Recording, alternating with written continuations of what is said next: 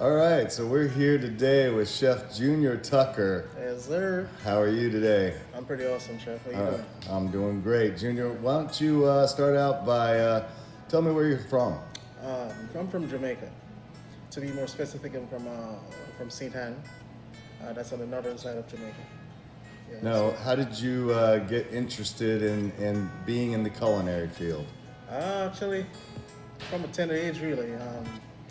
My mom's a chef. At the start, see the passion that she has for it. So it kind of follows through with me. I actually went to school for it. I started doing culinary arts in high school, and from then went on to a technical institution that offered a vocational institution really that offered the skill set that I'm in. The name of it is Heart Runaway. Yeah, it's actually an acronym, you know, but yeah, they do pretty much do like hotel resource and that kind of training stuff. Well, tell me some of the experiences when you first got started in the business, first going into a kitchen.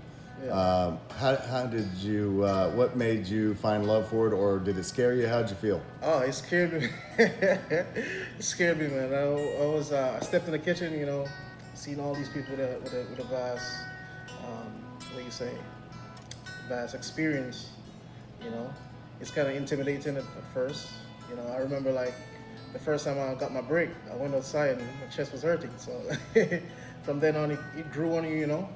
I know that I have the passion for cooking, and I actually love what I do. So from there on, it gets better over time. You know, Now, nothing comes perfect. From the get go. and give me a little rundown over the years. How going through school and your first kitchen experience? Were some of the places that you worked, and maybe some of the people that you worked with that had an influence on you? All right, so pretty much after school, I started working at a hotel in Jamaica called Breezes Runway Bay. That hotel is no longer around. Then I moved on to Sandoz and Sandoz Ultra Race, and then from there, I went to Jewel Duns River. All right, that's formerly, it's also, probably sold out to some, other persons. But from then, I came here. Yeah, that was in 2015. So you've been coming here for a while. Yeah, seasonally. What location were you normally? Were you always here at the beach club? No, it's actually my second year at the beach club.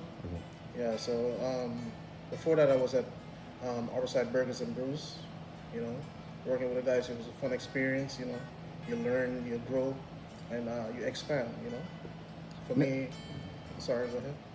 Oh, for me it was a great learning experience to be where I'm at right now. Name some of the people that influenced you, some of the chefs you might have worked with, Oh and man. what they were like. What maybe the good and the bad. Definitely start with the bad. With the bad, what seemed to be the bad. It's a learning. As I said, it's all a learning experience for me.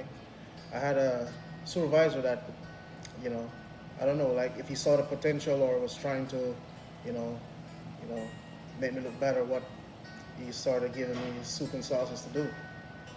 It was also terrifying, but I learned from it.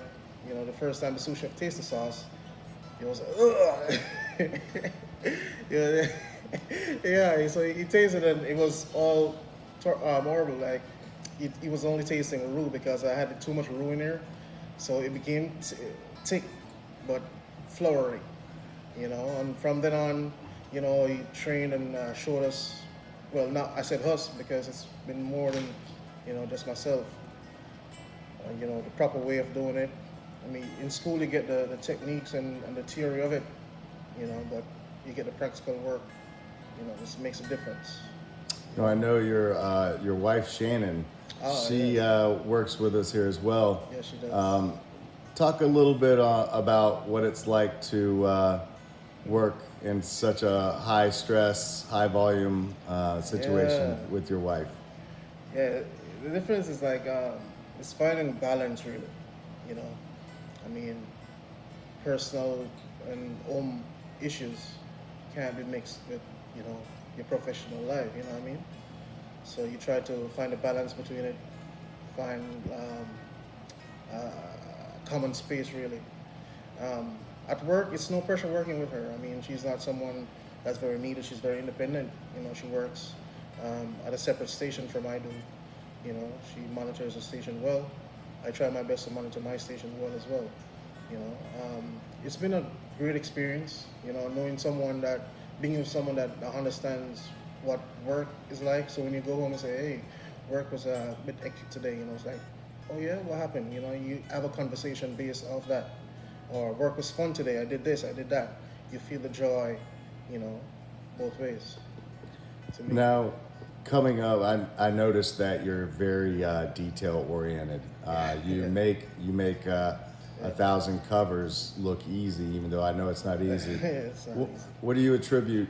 How do you keep your cool during such busy times? Ah, as I said, like try finding the balance, man. You know, it might 1,000 covers might seems a lot, but I mean, if you segment it in portions that you can manage, that makes it easy, you know, or not necessarily easy, but manageable, right? I mean, it's something that I've learned over the time. That time management is key, you know. So if you have something that requires more time, you start that one first, then you move on to one that takes less time, you know. Over the time, it's a skill that is acquired. You know, I'm very grateful for the knowledge that I've been blessed with. You know, the talent as well.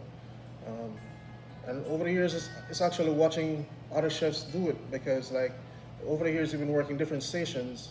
While you're working yours, you're actually paying attention to other stations as well. That, I guess that's where like the detail orientation comes from. You know, so that's for me.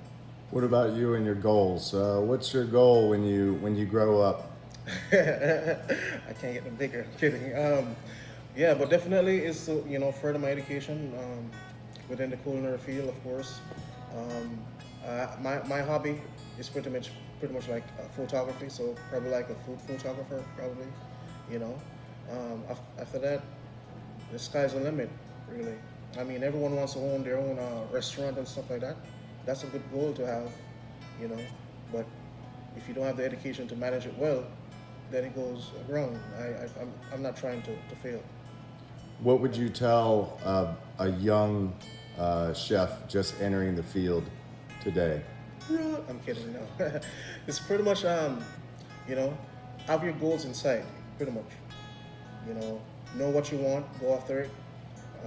If it, Nothing comes easy. I mean, it requires time. You know, be patient and trust the process. You know, a lot of people don't trust the process and try to rush it, and then get burnt out. You know, if it takes time, if it takes 20 minutes, you know, allow the 20 minutes to run off.